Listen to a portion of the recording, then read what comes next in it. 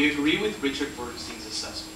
Because anti-federalists force federalists to justify the Constitution, Americans examine the fundamentals of government more deeply than any people before or since, marking the first time a country's citizenry debated and adopted a proposed government to rectify flaws of the old. The basic principles of government have been scrutinized throughout history. In 1215, King John I signed the Magna Carta and submitted to a revolutionary principle, the rule of law. In 1689, John Locke established social contract theory, outlining government's basic premise. In 1776, the American colonies, citing abuses and usurpations, declared independence from Britain.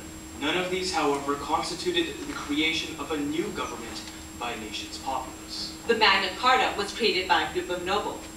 Locke's second treatise was written by one person. American revolutionaries criticized Britain, but did not establish an enduring government. It was not until 1787 that Americans established good government from reflection and choice, as Hamilton purported in Federalist No. 1. The first part of Bernstein's claim is correct, because Federalists force anti-Federalists force Federalists to defend the Constitution clause by clause, focusing on three principles: federalism, common good, and individual rights. Anti-Federalists believe the Constitution strengthened national government excessively.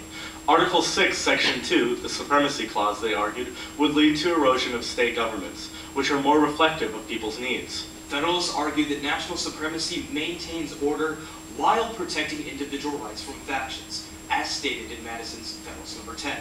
It enables government, therefore, to fulfill its fundamental purposes. Anti-Federalists attacked Article 1, Section 8, Clause 18, the elastic clause, as an absolute and uncontrollable grant of power. It invites abuse and consolidation of national power, as stated in Robert Yates' Brutus No. 1. Federalists defended the elastic clause because it allows for adaptability, as Hamilton noted in Federalist No. 23, because it is impossible to foresee national exigencies. Government must be flexible. Anti-Federalists decry the lack of a Bill of Rights. Mere implication, argues George Clinton in Case No. 5, cannot sufficiently restrain government. Federalists argued that a Bill of Rights implies government can violate unlisted rights, as Hamilton argued in Federalist No. 84, and that the Constitution already limits national power by enumerating and separating it. We also agree with the second part of Bernstein's claim. By today's standards, the widening of the ratification debates is limited. In 1787, however, it generated unprecedented political engagement as Americans examined basic principles of government and how they should be instituted. Voters in each county elected delegates to state ratifying conventions.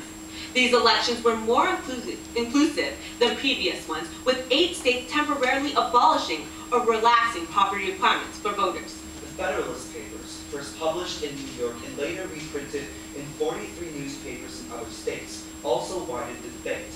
Literacy rates were as high as 90% in some regions, so many had access to the papers. Moreover, they were read in taverns and coffee houses, further expanding this debate.